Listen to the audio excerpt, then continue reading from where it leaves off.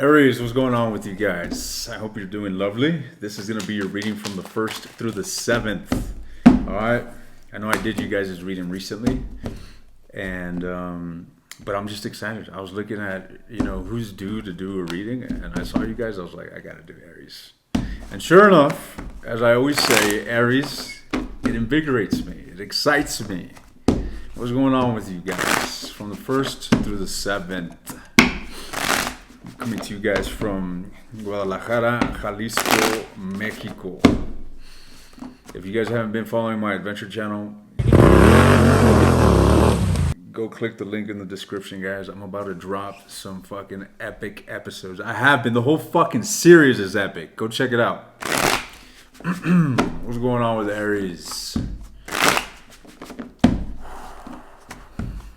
Get 3 more shuffles. Be a love reading, ladies and gentlemen. Alright.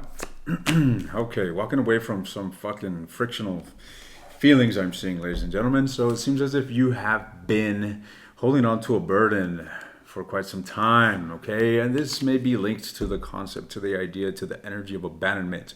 Whether you abandon someone or someone abandoned you in your love life, there's this significance and notable energy of abandonment deep within your own subconscious. All right, fuck. And in the past, we have the Tower. So some of you guys could be going through a breakup, ladies and gentlemen. A breakup that you are seeking refuge from, right? A breakup in which you're seeking emotional refuge from.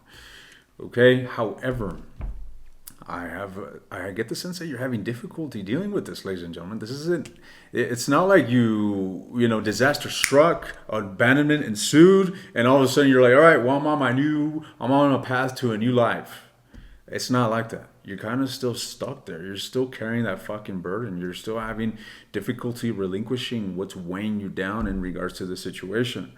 All right. However, I do see you getting over this. As you know, everything in life fluctuates, ladies and gentlemen. All right? You may be down right now, but you're bound to go back up eventually. You're not going to stay there forever unless you fucking keep yourself there. Some people do.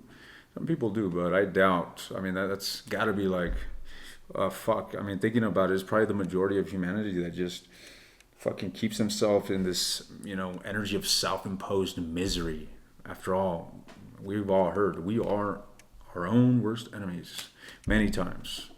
But not Aries, not typically Aries. Aries is too fucking exuberant and so fury and energetic. I mean, guys, we're the first ones in the entire fucking zodiac sign. In the entire fuzzin' zodiac sign. I'm going to start using censored words.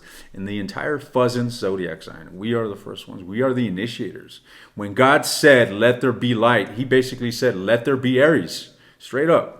Boom! On the first day, Aries was born, ladies and gentlemen. And here you and I are. Could be dealing with an Aquarius, ladies and gentlemen. But despite whatever it is or whoever it is that you're dealing with,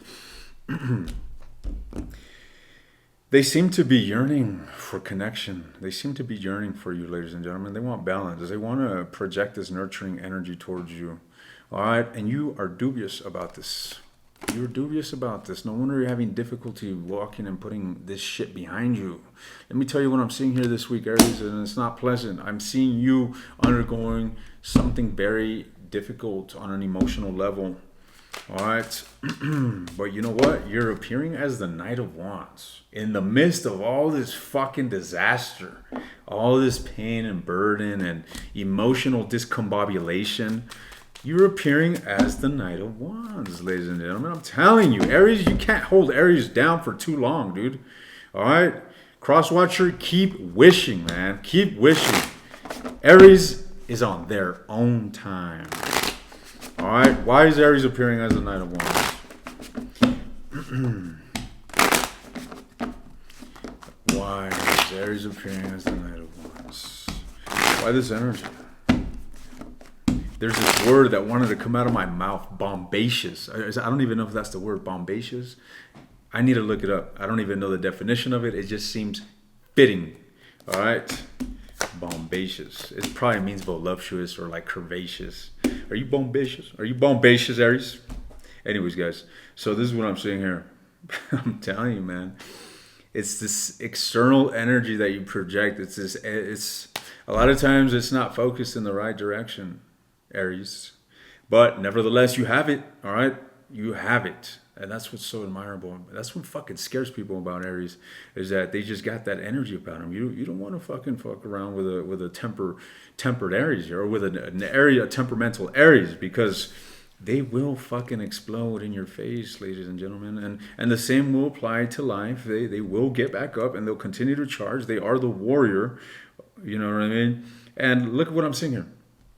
What I am seeing, basically, Aries, what I am seeing you exude is an energy of just this external projection of a significant amount of energy in regards to whatever the hell you do, but on an internal level, ladies and gentlemen, something that I got to note, and something that you guys came to see this reading for, all right, is the fact that deep down internally, ladies and gentlemen, and mind you, as I'm saying this, it marks 555 on the fucking timer, all right.